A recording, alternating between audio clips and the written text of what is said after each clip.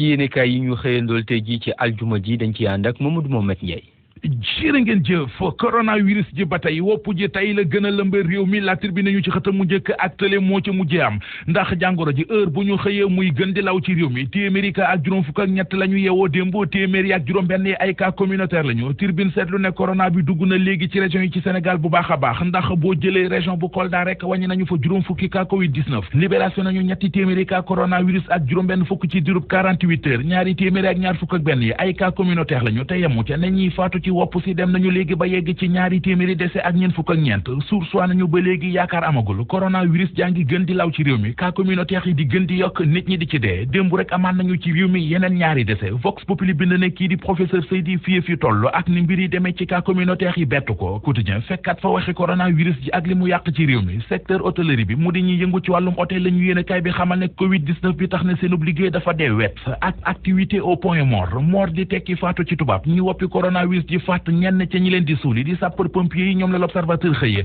ubbil yéenekaay bi mbas mi duggee ci réew mi ak léegi taxawaay bi ñu ci am ñoom pompier yi xëy nañu di ko xayma bilan à mi parcours la ko tuddee ba ci bëccëgu démb gi ci ñaari téeméeri doomi aadama ak juróom-ñaar yi faatu ci réew mi ndax coronavirus ki téeméer ak juróom-ñeent fukk yaak benn rek la ñu yéenekaay bi xamal ne ñooy ñi nga xam ne sapeur pompier yi ñoo leen yóbbu ca sëggee suuli leen seenub liggéey ci mbas mi doonte ña nga cee def la ñu man terewul brigade nationale sapeur pompier ñoo nga cey dund ay jafe-jafe bi ci njëkk moo di li ñu leen yeex a boole ci xeex bi ñaareel ba di li seeni jumtuwaay matul ñetteel ba di liñ daan dem ci armeel bëgg fa suuli néew askanoo jug ne du ngeen ko fi suul journal quotidien xëy na suuli ci xëtamu njëkk kàdduy Mamadou Diop Decroix ci woppi coronavirus yi ak ni ñu koy xeexee ci réew mi jàpp na ne li ñu ci mën a may jàmm moo di ay mesures yu radical ba tey ci waxtaan yu mu sëq ak journaliste yu quotidien yi moom Mamadou Diop Decroix ma nga fay wax ci waxi troisième mandat bu Macky Sall bi ñuy wax Diop Decroix ne loolee li ci constitution bi wax dafa leer moo di may lu kenn mu def lu ëpp ñaari mandat yu tegaloo waxi troisième mandat ak ni mu lëmbee yenn réew yi ci sous région bi Alioune Tine jiital Afrikajom Center mi ngi wax ci Vox Populi ne bu ñu ci taxawul jël ci matuwaay yi war du jur jàmm mu ne déndub Afrique de l'Ouest bi coowal troisième mandat tax na mi ngi mel ni ku dëju ci volcan li muy ragal na moom Alioune Tine moo di ñu xëy bés yëf yi kalaate bombe bu pneumatique noonee la ñu sonnal la yéenekaay xëy dikkee accident yu bari yi am ci réew mi te li koy jur léeg-léeg ay pneu yu bon bokk ci moom la yéenekaay bi xëy di waxtaane wax ñu ne ñàkk réglementation gi am ci pneu wata yi bokk na ci li yokku jëye yi am ci kaw tali bi mu di accident yu bari yeeg bakkan yu takku ya cee des yéenekaay bi nañu xayma bi waa Sénac SA def ci wàllum sécurité routière xam le ne fukki accident yu am ci réew mi ñeent